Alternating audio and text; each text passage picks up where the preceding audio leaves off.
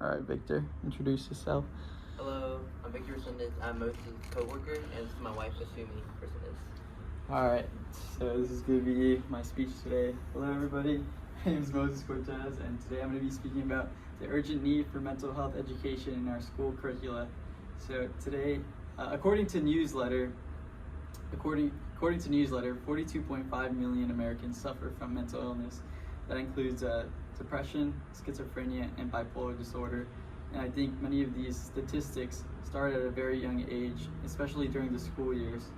And today I'm advocating for mental health education in school curricula. So when I was young, I had anxiety going through school, and the lack of resources as well didn't help at all.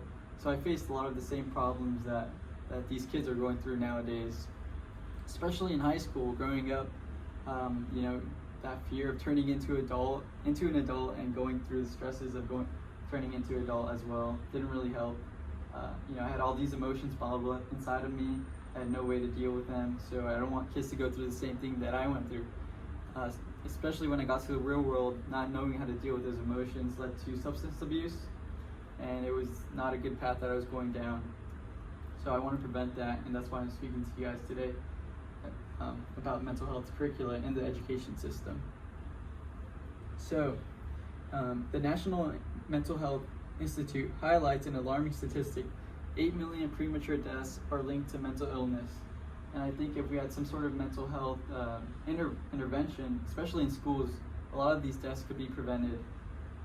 So what I mean by that is, like, if kids are suffering in silence and not getting the right help that they need and the right resources, obviously, a lot of those deaths are going to be linked to mental illness. And that's something that can be prevented as well if we just get them the right resources and education. So I'll discuss the need for mental health education, the benefits it provides, and actions to take steps. First, let's look at why we need mental health education in our schools. So bringing up the statistic from National Alliance on Mental Illness, 1 in 5 youths aged 13 through 18 experience a severe mental disorder at some point, yet half of them don't receive the help that they need. And the consequences of this are social isolation, depression, and heightened suicide risk as well.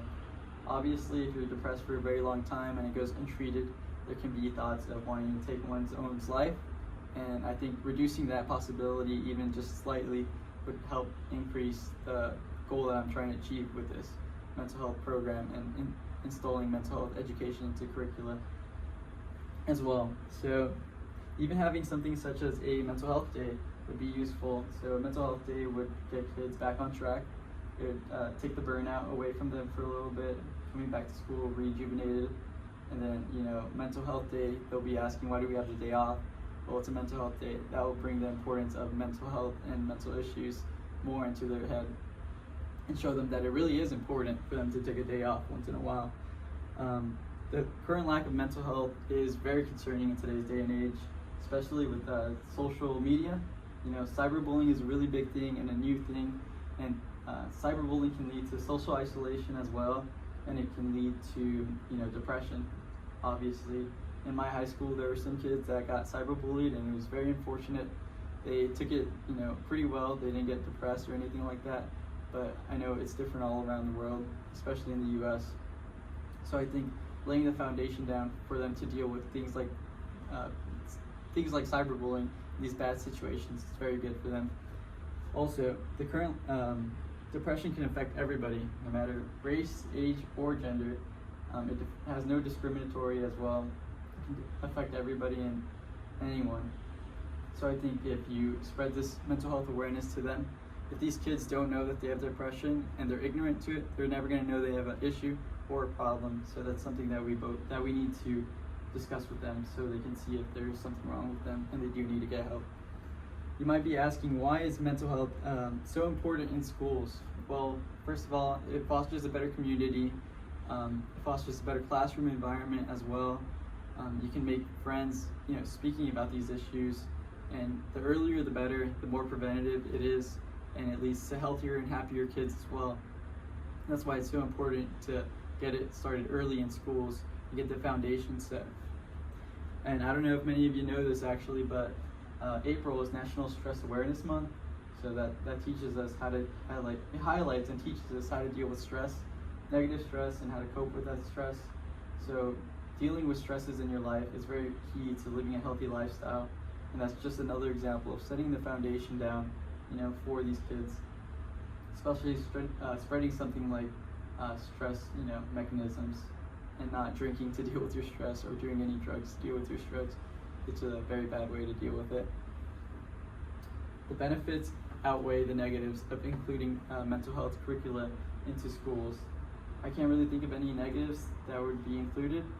I can think of all the positives, such as fostering a community, making a special environment for those who are going through things, and releasing the stigma of not wanting to talk about your emotions because you're too macho or you're too cool for that. So that's one of the many benefits of including this into our schools as well. One example was the DARE program that I had in school. It basically helped kids get off drugs and not do drugs, and scared kids into not doing that. And another program was the AUHSD program, which promoted higher education that gave you 1 free year of community college. And that's what I'm looking to do with the mental health program and the mental health curricula as well. I'm looking to set the foundation down and have a strong backing from the community like those programs did in the past. So we know that there is a foundation there for these kids. You can help bring this vision to life by communicating with your school representatives, your local representatives, and your school forums as well. Taking the initiative to do that and advocating for mental health education and school curriculum is very important. So today I've outlined the urgent need for mental health, mental health education. I've outlined the advantages of it and how you can take action. Now it's your turn to talk to school representatives, speaking with data sources like the Mental Health Institute, which highlights how 15 million individuals starting from the age of 13 suffer from social anxiety. If we highlight these issues starting in a school age range, we can help make a difference. Now it's your turn. Thank you for your time today, and do you guys have any questions? Nah. No? All right, thank you. Oh my God.